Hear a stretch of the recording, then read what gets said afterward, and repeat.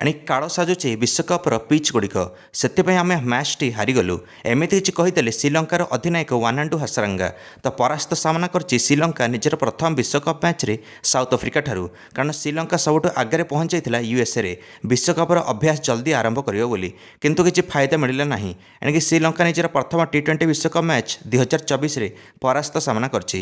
World କପ୍ର ଚତୁର୍ଥ ମ୍ୟାଚ୍ରେ ଶ୍ରୀଲଙ୍କା ଆଉ ସାଉଥ୍ ଆଫ୍ରିକା ମୁହାଁମୁହିଁ ହୋଇଥିଲେ।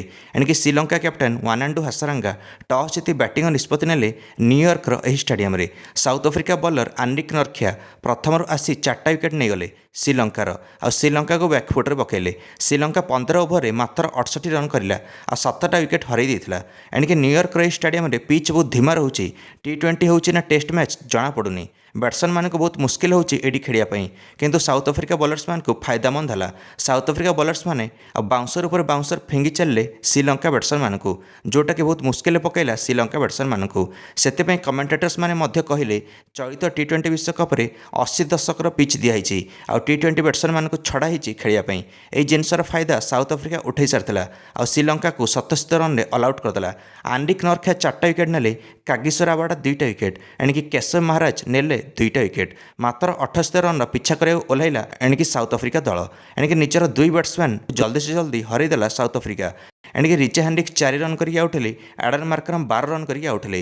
ରନ୍ କରିବା ଅତ୍ୟନ୍ତ ମୁସ୍କିଲ ହେଉଥିଲା ଏହି ପିଚ୍ ଗୁଡ଼ିକରେ। ଏଣିକି 17 ଓଭରରେ କିନ୍ତୁ ଯେମିତି ସାଉଥ୍ ଆଫ୍ରିକା ବ୍ୟାଟିଂ କରି ମ୍ୟାଚ୍ ଜିତିଲା। ଏଣିକି କ୍ୱିଣ୍ଟନ୍ ଡିକକ୍ ସର୍ବାଧିକ 20 ରନ୍ କରିଲେ 27 ବଲ୍ରେ। ହେନରି କ୍ଲାସେନ୍ ମଧ୍ୟ ପରେ ଆସି ଗୋଟେ ଛକା ଗୋଟେ ଚୌକା ମାରି 22 ବଲ୍ରେ 19 ରନ୍ କରିଲେ ଆଉ ସାଉଥ୍ ଆଫ୍ରିକାକୁ ମ୍ୟାଚ୍ ଜିତାଇ ଗଲେ। ଏଣିକି 6 ୱିକେଟ୍ରେ ସାଉଥ୍ ଆଫ୍ରିକା ମ୍ୟାଚ୍ ଜିତିଲା। ଆନିକ୍ ନରଖିଆ ପାଇଲେ ପ୍ଲେୟାର ଅଫ୍ ଦି ମ୍ୟାଚ୍, ଯେ ଆରମ୍ଭରୁ ଆସି 4 ଓଭରରେ 4ଟା ୱିକେଟ୍ ନେଇଥିଲେ ଆଉ 7 ରନ୍ ହିଁ ଦେଇଥିଲେ। ଏ ନ୍ୟୁୟର୍କ ପିଚ୍ ଗୁଡ଼ିକ ବହୁତ ଧୀମା ରହୁଛି। ଭାରତ ମଧ୍ୟ ନିଜର 4ଟାରୁ 3ଟା ଲିଗ୍ ମ୍ୟାଚ୍ ଏଇଠି ଖେଳିବ। ସତର୍କ ରହିବାକୁ ପଡ଼ିବ ଭାରତକୁ ଏହିଭଳି ଧୀମା ପିଚ୍ରେ ବ୍ୟାଟିଂ କିମ୍ବା ବୋଲିଂ କରୁ। ଆପଣମାନେ ମଧ୍ୟ ନିଜ ମନ୍ତବ୍ୟ କମେଣ୍ଟରେ ଦେଇ ଭିଡ଼ିଓକୁ ଲାଇକ୍ ଆଉ ଚ୍ୟାନେଲକୁ ସବସ୍କ୍ରାଇବ୍ କରିଦେବେ ସମସ୍ତ କ୍ରିକେଟ୍ ଅପଡେଟ୍ସ ପାଇଁ। ଧନ୍ୟବାଦ।